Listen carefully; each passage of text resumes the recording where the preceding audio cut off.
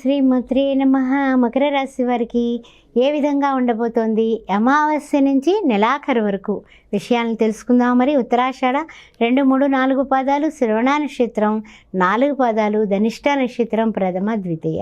ముఖ్యంగా ఈ యొక్క మకర రాశి వారికి చూసినట్లయితే కనుక అన్ని విధాల పరిస్థితులు ఎలా ఉన్నాయి అయ్యా అంటే కనుక రాస్యాధిపతి ద్వితీయంలో ఉన్నాడు, శని భగవానుడు ద్వితీయంలో ఉన్నాడు.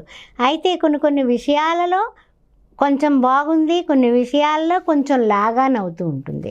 అయితే ముఖ్యంగా ఈ మకర రాశి వారికి ఏలినాటి శని ఆఖరి దశ ప్రభావం కూడా కనిపిస్తుంది. అయితే ముఖ్యంగా ఏమిటంటే కనుక మనకి ద్వితీయంలో రాస్యాధిపతి, తృతీయంలో చూస్తే రాహువు, చతుర్థంలో గురువు, ఆ తర్వాత చెప్పాలంటే కనుక నవమంలో చూస్తే కేతువు, ఏకాదశంలో శుక్రుడు, ద్వాదశంలో రవి, కుజ, బుధ, గోచార చంద్రుడు. మనకి ఈ 11వ తారీఖుకి అమావాస్య రోజుకి ఈ విధంగా ఉంది గోచారం. అయితే మనకి సూర్య భగవానుడు చక్కగా మకర రాశిలోకి మన ఇంట్లోకి వచ్చేస్తున్నాడు. ఎలా వచ్చేస్తున్నాడు? 15వ తారీఖున వచ్చేస్తున్నాడు. సరే బాగుందయ్యా అంటే కనుక 19వ తారీఖున శుక్రుడు ఇప్పటివరకు 11th హౌస్లో ఉండి మనకి సర్వభోగాలు ఇచ్చినటువంటి శుక్రుడు మళ్ళీ మనకి 12th హౌస్లోకి వస్తున్నాడు. అంటే ఈ యొక్క రవి ఎప్పుడైతే ముందుకు వచ్చాడో ఈ శుక్రుడు కూడా వెనకాల 19వ తారీఖున వచ్చేస్తున్నాడు. ఎక్కడికి? ధనుస్సు రాశిలోకి. అందువలన ఎలా ఉంటుంది, ఏమిటి సంగతి అనే విషయాన్ని ఇప్పుడు మనం తెలుసుకుందాం. అయితే ఏమిటంటే కనుక ఇది వరకటికి ఇప్పటికీ మనలో వచ్చేటటువంటి పాజిటివ్నెస్ రోజు రోజుకి పెంచుకోండి, కోపాలు తగ్గించుకోండి. ఎందువల్ల అంటే కనుక వాక్కు స్థానంలోకి రవొచ్చేస్తున్నాడు. రవొచ్చేస్తే ఏం జరుగుతుందంటే మనకు తెలియకుండానే కోపం వచ్చేస్తుంది, తొందరపాటు మాటలు వస్తాయి, తొందరపాటు నిర్ణయాలు తీసుకుంటాము. ఇంట్లో వాళ్ళకి బయట వాళ్ళకి కూడా మన మీద వాళ్ళకు కూడా రియాక్షన్ వస్తుంది. అందువల్ల కొంచెం ఆ విషయంలో కాస్తంత జాగ్రత్తగా ఉండండి. తర్వాత ఇంకొక ముఖ్యమైనటువంటి చక్కని విషయం ఏమిటంటే కనుక ఆదాయ వ్యయాలండి సరి సమానంగా ఉంటాయి, అంటే బరాబర్ ఉంటాయి అన్నమాట. అంటే ఏమిటి? ఖర్చు ఉంటుంది, దానికి సంబంధించిన మనకి సంపాదన కూడా సమానంగా ఉంటుంది అన్నమాట. సరి సమానమైనటువంటి సమానత్వ సంపాదన ఉంటుంది. కాబట్టి దాని గురించి మీరు ఆలోచించి తలకాయ నొప్పి తెచ్చుకోవాల్సిన అవసరం లేనటువంటి పరిస్థితి ఉంటుంది. తర్వాత ఇంకొక ముఖ్యమైన చిన్న విషయం ఉంది. అదేమిటంటే కనుక కొంచెం ఆరోగ్య పరిస్థితి అలా ఉంది. ఆరోగ్యం జాగ్రత్తగా చూసుకోండి. సమయ పాలనతో భోజనం చేయడం, నిద్రపోవడం రెండూ కూడా అకాల కాలంలో చెయ్యబాకండి. మీ ఆరోగ్యం మీ చేతుల్లోనే ఉంది. ప్రతిరోజు సూర్య నమస్కారాలు చేసుకోండి. చేసుకోవడం వల్ల కూడా మీకు ఆరోగ్య బలం అధికమవుతుంది. అందువల్ల ఆరోగ్యమే మహాభాగ్యం అన్నారు కదా, ఆ విషయాన్ని గుర్తుపెట్టుకోండి. తర్వాత ముఖ్యమైనటువంటి విషయం ఏమిటంటే కొన్ని విషయాల్లో మీరు అంటే మన వాళ్ళు బంధువులు కలిశారు, మిత్రులు కలిశారు, వాళ్ళు కలిశారు, వీళ్ళు కలిశారని చక్కగా మీరు ప్రేమగా మాట్లాడటం వల్ల ఊహించినటువంటి గౌరవాలు అంటే మనం అనుకోము వాళ్ళంత గౌరవించేస్తారని.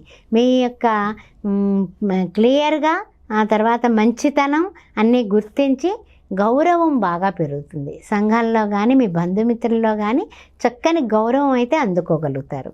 తర్వాత ఇంకొక చక్కని విషయం ఏమిటంటే కనుక మనలో ఉన్నటువంటి పాజిటివ్నెస్ని 10 మందికి పంచాలన్న దాన్ని అందరూ అప్రిషియేట్ చేస్తారు. మీ యొక్క మనస్తత్వాన్ని అప్రిషియేట్ చేస్తారు. ఈ ఉత్తరాషాఢ 2, 3, 4 పాదాలు, ఈ శ్రవణ నక్షత్రం 4 పాదాలు, ధనిష్ట ప్రథమ ద్వితీయ ఈ మకర రాశిలో ఉన్నాయి. కాబట్టి వీరందరికీ కూడా ఇవన్నీ కూడా వర్తిస్తాయి. ఆ తర్వాత ఇంకా ముఖ్యంగా ఇంకొక చక్కని విషయం ఏమిటంటే వ్యక్తిగతమైన ప్రయోజనాలు మీరందరూ కూడా అందుకోగలుగుతారండి. అంటే ఏమిటి? వ్యక్తిగతంగా మనకి ఏదైనా రావాల్సినటువంటి విషయాలు కానీ, ఎవరైనా సరే మాట సాయం చేయాలన్నా, లేకపోతే ఎవరో ఎప్పుడో కనపడిన వాళ్ళు ఇప్పుడు కనపడి అరే ఏంటి సంగతి అంటే ఇదిగో ఇది కొంచెం పనికి 4 సార్లు తిరిగానంటే అరే నాకు తెలుసు వాడు, నేను ఫోన్ చేస్తానంటూ అలా పనులు అయిపోతాయి. అది కోర్టు వ్యవహారాలు అయి ఉండొచ్చు, బిజినెస్ అయి ఉండొచ్చు, లేకపోతే వ్యాపారం అయి ఉండొచ్చు. ఎందులో ఏ రంగంలో ఉన్నా కూడా భార్యాభర్తల మధ్య సంబంధ బాంధవ్యాలు కూడా చక్కగా అన్నీ సఖ్యతగా ముందుకు పెడుతూ ఉంటారు. ఏదైనా చిన్న వచ్చినా కూడా మీలో మీరు సర్దేసుకుంటారు. పెద్ద గొడవల వరకు వెళ్లకుండా ఉండడానికి మీ చాకచక్యం, మీ యొక్క తెలివితేటలు, మీ యొక్క సమయస్ఫూర్తే మీకు కారణం అవుతుంది. ఆ విషయాలు గుర్తుపెట్టుకోండి. తర్వాత విషయానికి వస్తుల్లోకి పట్టుదలతో సాగాల్సి వస్తుందండి. ప్రతి విషయం కూడా పట్టుదల అనేది మాత్రం మీరు పట్టు వస్త్రం కట్టుకోవాల్సిందే, అంతేగాని ఏం పర్వాలేదు జరిగిపోతుందేమో అంటే కనుక జరిగే విషయం కాదు. అందువల్ల పట్టుదలతో ఏ పనైనా మీరు సాధించగలరు. నేను చేయగలను అనే ఆత్మవిశ్వాసం ఉంది కదా, సెల్ఫ్ కాన్ఫిడెన్స్, అది మీరు వదులుకోకండి, లూజ్ అవ్వకండి. అప్పుడు తప్పనిసరిగా మీరు మంచి స్థితికి వెళ్ళడానికి అదే అవకాశంగా మారుతుందన్నమాట. తర్వాత మానసికమైనటువంటి గందరగోళ పరిస్థితులు కొంచెం ఎదుర్కొంటారు. మానసికంగా కాస్తంత అలజడి అంటే ఏమిటి, మనం అనుకున్నవి జరగకపోయినా, ఏదైనా సరే ముందు మనం పెట్టుబడి పెట్టేసిన తర్వాత అనుకున్నంత లాభం రాకపోయినా, ఏదో అన్నీ అలా అలా సర్దుకున్నా కొంచెం మనం ఆశపడతాం కదా, ఆశ నిరాశ అవుతుల్లోకి మానసికమైనటువంటి అలజడి అనేది మనకి జరుగుతుంది. అందువలన తప్పనిసరిగా అమావాస్య పూట, మీరు అమావాస్య నుంచి చెబుతున్నాను కాబట్టి అమావాస్య పూట చక్కగా శ్రీ మహాలక్ష్మి ఈ యొక్క మహావిష్ణువు ఆరాధన చేసుకోండి. తెల్లటి వస్త్రాలు ధరించి, తెల్లటి వస్త్రం పరిచి, లక్ష్మీనారాయణుల పటం పెట్టుకొని, వినాయకుడిని పెట్టుకొని పూజ చేసి, రాత్రి 12 గంటల వేళ పరమాన్నాన్ని నివేదన చేసి, పాలతో చేసిన పరమాన్నాన్ని యాలుక్కాయల మాల వేసి, ఆకుపచ్చ రంగు గుడ్డలో ముద్దహారతి కర్పూరం, యాలుక్కాయల మాల 9 రూపాయలు చక్కగా ముడుపు కట్టి మర్నాడు పొద్దున్న, అంటే అమావాస్య మర్నాడు పొద్దున్న బీరువాలో పెట్టుకోండి. ఆర్థిక పరిస్థితులు మారిపోతాయి, గుర్తుపెట్టుకోండి. ఇది బాగా పనికొస్తుంది, బాగా గుర్తుపెట్టుకోండి. తర్వాత ఏంటంటే విష్ణు సహస్రనామం, లలితా సహస్రనామం, ఈ యొక్క మహాలక్ష్మి అష్టకం, ఇలాంటి మీకు ఏమొస్తే అవన్నీ కూడా చేసుకోండి. తప్పనిసరిగా మంచి పరిస్థితికి మీరు పెడతారు. అంతేకాకుండా ప్రతిరోజు కూడా నిత్య దీపారాధన పొద్దున్న సాయంత్రం చేయాల్సిందే, మర్చిపోకండి. ఇంట్లో దీపం వెలగాలి, దీపం జ్యోతి పరబ్రహ్మ, అందుకని తప్పనిసరిగా దీపారాధన చేయండి. మీరు అనుకున్నవన్నీ సాధించి ఇంకా ఇంకా ముందుకు వెళ్ళడానికి గాను ప్రతిరోజు విడవకుండా మానకుండా సూర్యాష్టకం వినడం, ఆ తర్వాత చూస్తేనేమో సుబ్రహ్మణ్య ఆరాధన చేసుకోవడం, ఇవన్నీ చేయడం వల్ల తప్పనిసరిగా మీరు మంచి స్థాయికి పెడతారు.